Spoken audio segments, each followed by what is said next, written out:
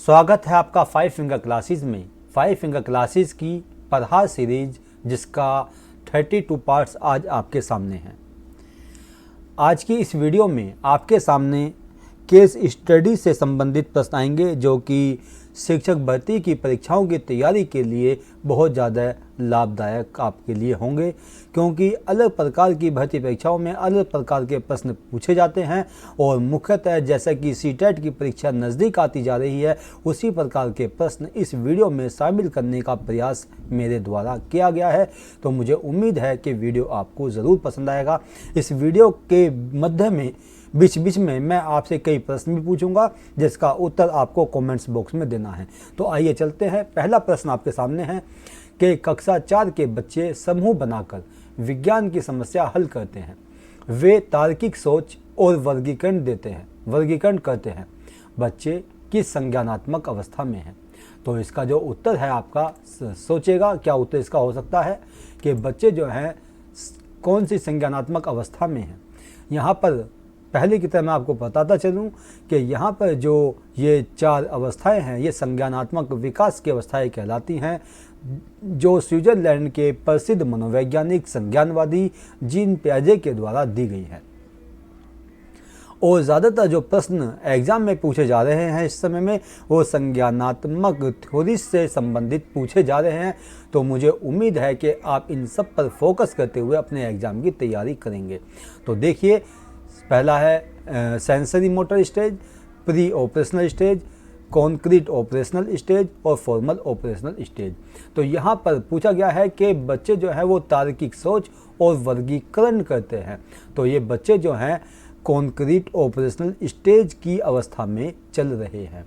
अगला प्रश्न देखिए, कॉन्क्रीट ऑपरेशनल स्टेज में कौन सी क्षमता विकसित होती है? तो कॉन्क्रीट ऑपरेशनल स्टेज में ये रिवर्सिबिलिटी की क्षमता बालक के अंदर विकसित होती है। रिवर्सिबिलिटी का मतलब है कि अल्फ़ाबेट ए से जेड तक बच्चे ने याद कर लिए, तो क्या उनको जेड से लेकर के ए तक वह दोबारा रिवर्स उनको कर सकता है या नहीं कर सकता है, या जैसे 1 से लेकर के 50 तक काउंटिंग उसको याद कराई गई, क्या वह रिवर्सिबिलिटी कर सकता है, उनको रिवर्स कर सकता है 50 to 1 तक। तो उसी को यहाँ पर शामिल किया गया है कि कॉन्क्रीट ऑपरेशनल स्टेज में बालक के अंदर रिवर्सिबिलिटी की क्षमता विकसित हो जाती है।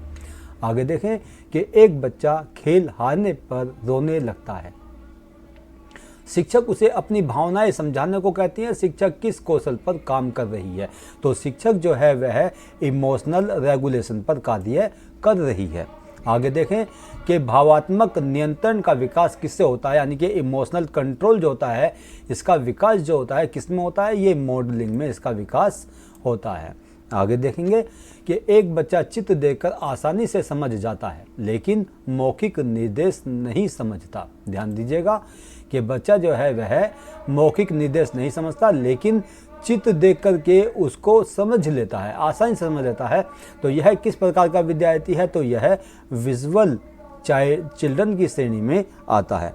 आगे देखें कि एक बच्चा कहता है कि मैं नियम तोड़ूंगा नहीं क्योंकि मेरे दोस्त मुझे गलत कहेंगे। यह कौन सा नैतिक विकास का चरण है? तो यह गुड बॉय गुड गर्ल विकास का चरण कहलाता है। गुड बॉय गुड गर्ल चरण का मुख्य आधार क्या है? तो गुड बॉय गुड गर्ल चरण का जो मुख्य आधार है वह सोशल एक्सेप्टेंस या सामाजिक स्वीकृति है।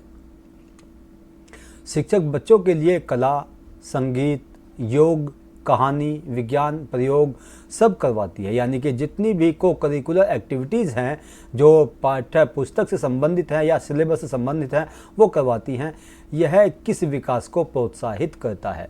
तो यहाँ पर देखिएगा कि बालक के अंदर एक शिक्षिका जो है चाहती है कि उसका होलिस्टिक डेवलपमेंट हो।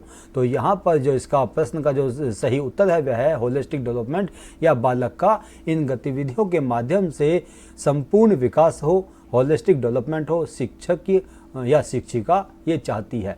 तो इसका जो उत्तर है वह है होलिस्टिक डेवलपमेंट।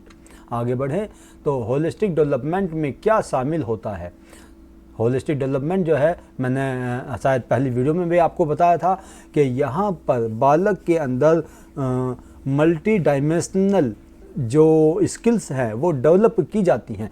तो यहाँ पर physical, cognitive, social, emotional, moral, ये सभी स्किल जो हैं वो बालक के अंदर डेवलप होती हैं। यानी कि मान लीजिए कि बालक का फिज़िकल डेवलपमेंट होता है, कॉग्निटिव डेवलपमेंट होता है, सोशल डेवलपमेंट होता है और इमोशनल डेवलपमेंट होता है, मोरल डेवलपमेंट होता है, पर्सनालिटी डेवलपमेंट होता है ना, या स्पिरिचुअल डेवलपमेंट होता है। ये सारी चीज़ें जो है वो होलिस्टिक डेवलपमेंट के अंदर शामिल की जाती हैं। कक्षा 1 में शिक्षक कठिन वाक्य पढ़ने देती है, आधी कक्षा समझ नहीं पाती, यह किस अवधारणा का संकेत है? प्रश्न को बहुत ध्यान से समझिएगा। क्वेश्चन जो अलग अलग प्रकार के एग्जाम में आते हैं वो कई बार बालक को कंफ्यूज कर देते हैं। तो बच्चा जो स्टूडेंट्स है वो सही ढंग से समझ नहीं पाता है कि प्रश्न पूछने की जो तरीका है वो किस प्रकार का है और हम इसका उत्तर क्या दें। तो एक एक चीज़ को बहुत ध्यान से देखेगा कि कक्षा 1 में शिक्षक कठिन वाक्य पढ़ने देती है, आधी कक्षा समझ नहीं पाती, क्योंकि आधी कक्षा जो है वो समझ नहीं पा रही उन कठिन वाक्यों को। तो ये किस अवधारणा का संकेत है? तो यहाँ पर जो अवधारणा है ये लैक ऑफ रेडीनेस की कमी है, यानी कि तत्परता की कमी है। यानी कि बालक को जब पढ़ाया जाए तो उसको मानसिक रूप से तैयार किया जाना चाहिए। यानी कि जैसे कोई भी कहानी है, कोई निबंध है, कोई कॉन्सेप्ट है, जब बच्चे को पढ़ाया जाए तो मानसिक रूप से पहले उस पाठ के प्रति विद्यार्थी को तैयार कर देना चाहिए, जिससे उसके अंदर लैक ऑफ रेडीनेस या तत्परता की कोई कमी दिखाई ना दे। और जहाँ तक कठिन वाक्य की बात है तो वह शिक्षक को चाहिए कि उनको बोर्ड पर लिख करके उनको बच्चों को सिखाए और बाद में उनसे लिखवा कर भी देखे, ठीक है ना। तो इससे क्या होता है कि बालक जो है या ये खुद एक बच्चा ही नहीं सीख पाता बल्कि पूरी कक्षा उस चीज़ को समझ लेती है। आगे बढ़ें। रेडीनेस किससे निर्धारित होती है?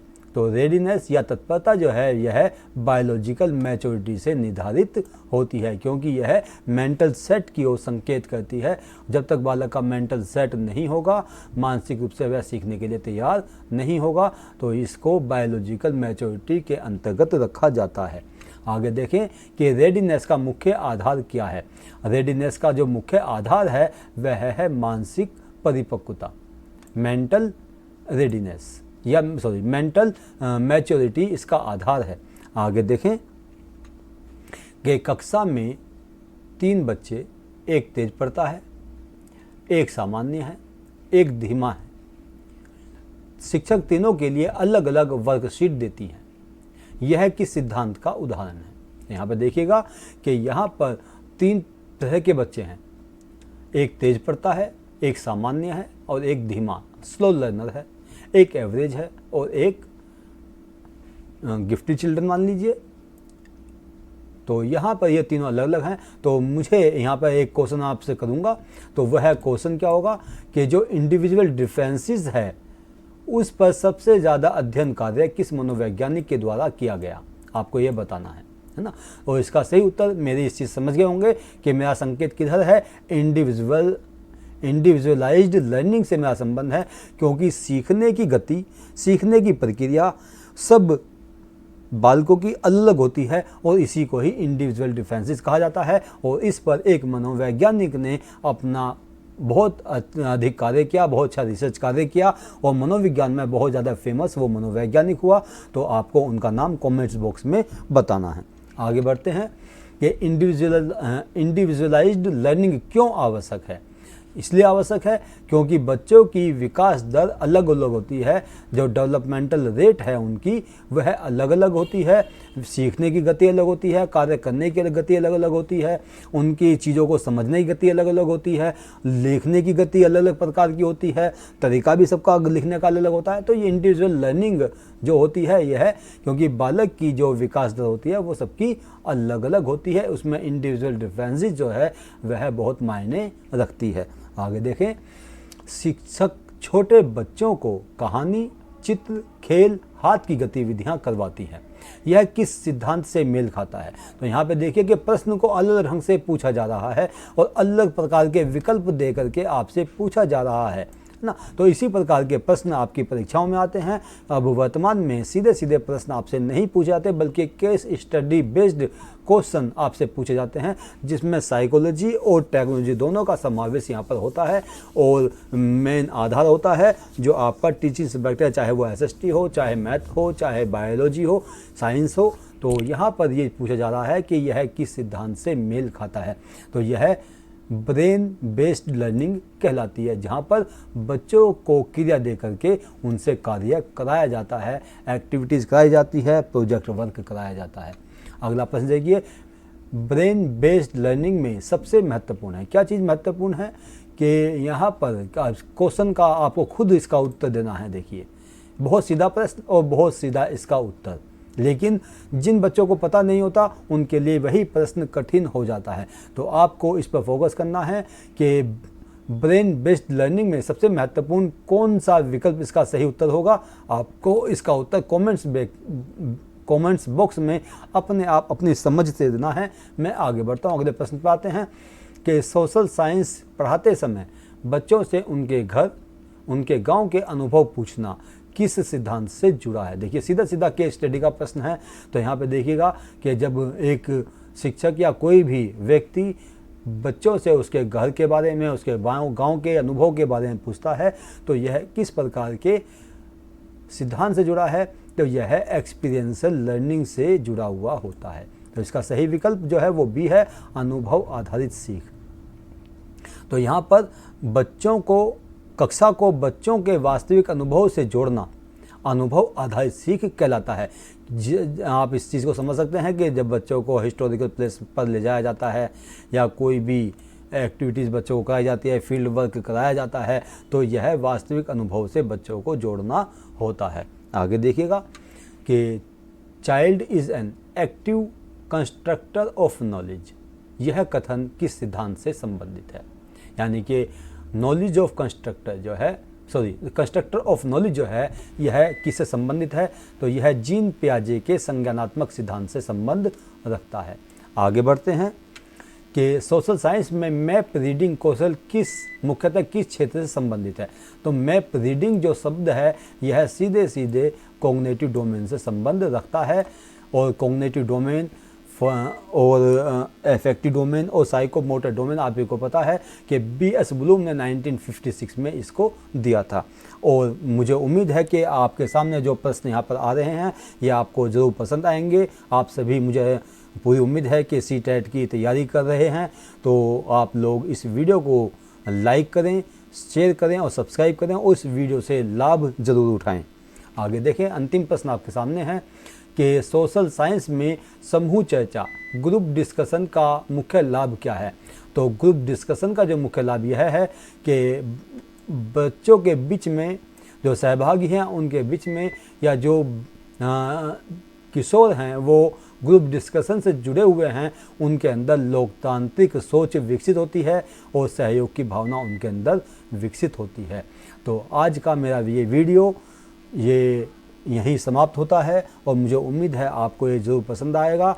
आपको ये लाभकारी लगता हो तो इसको ज़्यादा से ज़्यादा आप लोग शेयर करें, और जिन्होंने अभी तक इस चैनल को सब्सक्राइब नहीं किया है वो इसको सब्सक्राइब कर लें, क्योंकि बहुत सारी वीडियो इसमें इस चैनल पर पड़ी हुई हैं। लगभग 200 वीडियो लगभग इसके आपके पास तक पहुँच चुकी हैं, जो कि एजुकेशन, साइकोलॉजी, चाइल्ड डेवलपमेंट से संबंधित हैं। तो मुझे उम्मीद है कि आप इससे लाभ ज़रूर उठाएंगे। जय हिंद, जय भारत।